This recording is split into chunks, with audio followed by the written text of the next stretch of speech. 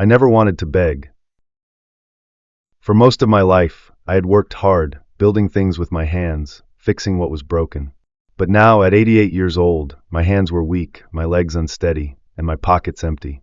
The world had moved on without me, and all I had left was my hunger. That's what led me to the restaurant that night. The cold bit into my skin as I pushed open the heavy glass door. Warm air rushed over me, carrying the scent of roasted meat and fresh bread. Inside, people sat at polished tables, laughing, drinking, enjoying food that I could only dream of. My clothes were thin and worn, my shoes barely holding together. I knew I didn't belong here, but I had no choice. Slowly, I made my way to the counter, gripping the edge to steady myself. A young waitress, dressed in a crisp uniform, turned to me with a frown. Her name tag read Amelia. I swallowed my pride and spoke, my voice barely above a whisper. "Excuse me, would you have any leftovers? Just anything you don't need." She stared at me, then let out a short laugh. "This isn't a charity, old man," she said. "If you want food, you have to pay." I reached into my pocket and pulled out a few coins. They barely made a sound as I placed them on the counter. "Maybe, just something small." Amelia sighed, rolling her eyes. "Look, there's a shelter down the street. Go there."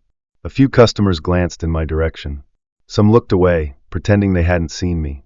Others smirked, amused by my humiliation. My face burned with shame. I turned, ready to leave. Maybe I could find something in the trash outside. Maybe tonight, hunger would win. Then the door opened again. A woman entered, moving with quiet confidence. She was elegant but not flashy, her dark hair pulled back neatly, a soft shawl draped over her shoulders. She took one look at me, then at Amelia, and something in her expression changed. She stepped forward. "Excuse me," she said, her voice calm but firm. "Is there a problem here?" Amelia straightened. "This man is asking for free food. We don't give out handouts." The woman's eyes softened as she turned to me. "Sir," she said gently, "have you eaten today?" I shook my head, afraid to speak. She nodded, then looked back at Amelia. "Then please bring him a full meal. I'll pay for it." Silence filled the room. Amelia hesitated, then muttered something under her breath and walked away. The woman turned to me and smiled. "Please," she said, gesturing to an empty table. "Join me." I hesitated. Why was she helping me? Who was she? But my hunger was stronger than my doubt. So, for the first time in a long time, I sat down. I sat across from the woman, unsure of what to say. It had been so long since anyone had looked at me with kindness. A moment later, Amelia returned, setting down a plate of food with a little more force than necessary. A steaming bowl of soup, a thick slice of bread, and a plate of roasted chicken. More food than I had seen in days. "Enjoy," she muttered, then turned and walked away. The woman across from me smiled warmly. "Please eat," she said. I hesitated only for a moment before picking up the spoon. The first sip of soup was heaven, warm, rich, full of flavor. I had forgotten what real food tasted like. I ate slowly, savoring every bite, afraid that if I finished too fast, it would all disappear like a dream. As I ate, the woman watched me, her expression thoughtful. Finally, she spoke. "My name is Sophia." I looked up. "Frank," I said, my voice rough from disuse. "Nice to meet you, Frank." I nodded, unsure of what else to say. I didn't understand why she was here, why she cared. Most people just walked past me like I was invisible. But not her. Her eyes drifted to my wrist, and suddenly, her expression changed. She leaned forward slightly. "That bracelet. May I see it?" I hesitated. It was the only thing I had left of my son. But something in her voice made me extend my arm. She reached out, her fingers grazing the worn leather. "Where did you get this?" she asked, her voice quieter now. I swallowed. "My son," I said. "He gave it to me. Before he left." A shadow crossed her face. "Your son?" I nodded. "Nico. My throat tightened. "He's gone now." Sophia's breath caught. Her eyes flickered with something I couldn't quite understand, shock, sorrow, something deeper. For a long moment, she just stared at me. And then softly she whispered, "Nico?" I frowned. "You knew him?" She let out a shaky breath, her hands tightening around her napkin. When she looked at me again, her eyes were filled with something I hadn't seen before. Not pity, recognition. "Yes," she said, "I knew him." My heart pounded. For years, I had thought Nico had no one in his life, that he had died alone. But sitting across from me was a woman who had spoken his name like it was part of her soul. Sophia's face changed. The warmth in her eyes remained, but now it was mixed with something deeper, something unreadable. She lowered her gaze, as if searching for the right words. When she finally spoke, her voice was softer, almost hesitant. "Nico. He wasn't alone, Frank." My grip tightened around the edge of the table. "What do you mean?" She took a slow breath. "I loved him," she admitted, her voice barely above a whisper. "Years ago, we were together." The world tilted. I had spent so many years believing Nico had no one, that he had died alone. And yet, here sat a woman who had spoken his name like it was woven into her very soul. "I never knew," I murmured. Sophia's lips pressed together. "He never told me about you either." Her fingers trembled against her napkin. "I thought maybe he didn't have a family." A sharp pain shot through my chest. That sounded like Nico, carrying his burdens alone, never looking back. And I had let him. Sophia reached into her bag and pulled out a small, folded photograph. She placed it gently on the table. I stared at it. It was Nico, young, smiling, full of life. His arm wrapped around a woman, Sophia. And in his arms, a child. My breath caught in my throat. Sophia's voice was steady, but I could hear the weight behind her words. "Frank, this is Daniel, your grandson." Everything around me blurred, the voices, the clinking of plates, the warm air of the restaurant. Nothing mattered anymore. I traced a shaking finger over Nico's face. The same eyes, the same stubborn smile. My boy, my son. And a child I never knew existed. I have a grandson." My voice cracked. Sophia nodded. "Yes." I gripped the photo tightly, my vision swimming. For years, I had believed I had lost everything. I had spent nights on cold benches, walking through empty streets, thinking I was the last of my family. But now I had something left. I had someone left. My voice was barely above a whisper. "Does he know about me?" Sophia hesitated. Then slowly she shook her head. "No." I closed my eyes, pressing my fingers to my temple. So many lost years. So many wasted chances. I swallowed hard and looked at her. My voice was rough, unsteady. "Can I meet him?" Sophia studied me carefully, as if searching for something in my face. Then, after a long pause, she nodded. "Yes, Frank," she said softly. "I think it's time." Sophia knocked on the door, and I felt my breath catch in my throat. What if she doesn't want to see me? The door creaked open. Lena stood there. For a moment, she didn't move. Her eyes, older now, lined with grief and time, locked onto mine, and I saw something flicker there.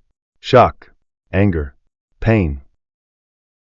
Then, her lips pressed into a thin line. "Why are you here?" Her voice was sharp, and I felt it like a knife. I swallowed hard. I didn't know," I said softly. "About Nico. About Daniel. About any of it." Lena's fingers curled against the doorframe. "And what would you have done if you did?" I opened my mouth, but no words came. Because the truth was, I didn't know. Would I have been a better father? A better man? She let out a bitter laugh. "You always thought time would fix everything. You let him go, Frank. You let him leave." The words hit like a punch to the gut. "I thought he'd come back," I whispered. Lena's eyes burned. "And when he didn't, did you ever try to find him?" Silence. because she already knew the answer. I looked away, my throat tight. I was ashamed, Lena. I didn't know how to fix it. She inhaled sharply, her hands trembling. And now you're here? After all this time? I didn't come to fix the past, I said, my voice raw. I know I can't. But Daniel, I want to know him. Lena's jaw tightened. For a long moment, she didn't move. Then she exhaled, stepping aside. Her shoulders were still stiff, but the door was open. Come in, she said quietly. I hesitated. I had walked through so many doors in my life, bars, shelters, hospitals. But this one felt heavier than all of them. Still, I stepped forward. And on the other side of that door was my grandson. I stood outside the doorway, my hands shaking. Daniel was in the next room, just a few steps away. But what if he didn't want me there? What if he looked at me the way Nico once had, full of disappointment? I took a step back. Maybe this was a mistake. Then a hand caught my arm. Lena. She didn't say anything at first, just looked at me with tired but knowing eyes. And then, softly, she whispered, Don't run, Frank. Not this time. Her words anchored me. I nodded and stepped forward. The living room was warm, filled with the golden light of evening. Family photos lined the walls, a lifetime I had never been part of. And then I saw him. A boy about 10 years old came running in, a toy car clutched in his hands. His dark eyes sparkled as he looked up at me. Eyes just like Nico's. Sophia smiled and placed a gentle hand on his back. Daniel, she said softly, I want you to meet someone. Daniel glanced between her and me. Who? I swallowed hard. I'm Frank, I said. I was your father's father. Daniel frowned. My grandfather? I nodded. My throat was too tight to speak. He tilted his head, studying me. I didn't know I had a grandpa. I forced a smile. I didn't know I had you either. Daniel looked at Sophia, then at Lena, as if trying to piece everything together. Then he turned back to me. So, where have you been all this time? The question hit harder than I expected. Lena spoke before I could. He didn't know about you, Daniel, she said, her voice softer now. None of us did.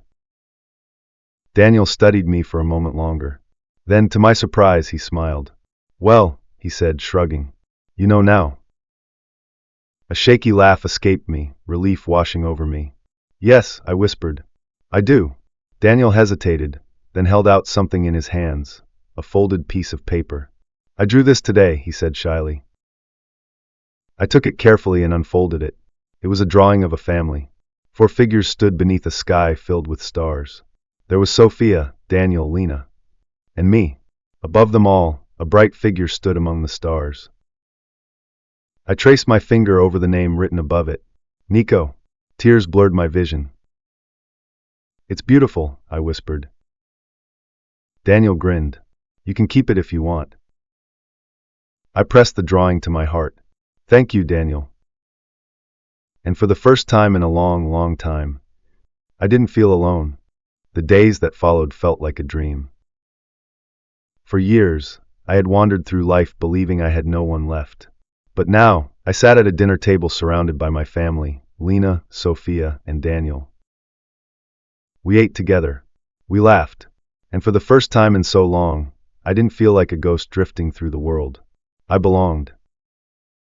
The meal was simple, nothing like the elegant dishes I had once watched from the sidelines in restaurants I couldn't afford. But here, every bite was filled with warmth. Daniel sat beside me, swinging his legs as he chewed his food. Grandpa, he said between bites. I smiled. I would never get tired of that word. Yes, Daniel? He glanced up at the sky through the window. Do you think my dad can see us? A lump formed in my throat. I looked at Lena, then at Sophia. I turned my gaze toward the stars. I think he can, I said softly. And I think he's happy. Because this, I gestured around the table, this is what he always wanted. Daniel thought about that for a moment, then nodded. Yeah, I think so too. He rested his head against my arm, and I gently wrapped an arm around him. His small warmth was the greatest gift I had ever received. Behind us, the door creaked open. Lena and Sophia stepped outside, standing on the porch, their faces soft in the golden light. Lena reached over and squeezed my hand. No words were needed. After all these years, we had found our way back to each other. Sophia smiled, looking at all of us. "We're a family," she said simply. And for the first time in a long, long time, I truly believed it. Because family wasn't just about blood. It was about the people who chose to stay. I glanced toward the window of the restaurant across the street. Through the glass, I saw Amelia. She was wiping down a table, her movements slower, more thoughtful. Her eyes weren't sharp with judgment anymore. She caught my gaze. For a moment, neither of us moved. Then she nodded. A small, almost hesitant nod. Not an apology. Not words. But acknowledgement. I held her gaze for just a second longer. Then slowly I nodded back. Maybe kindness had found its way into her heart too. I turned back to my family, listening to their laughter, their voices filling the quiet night. And in that moment, under the vast sky, I knew I was finally home.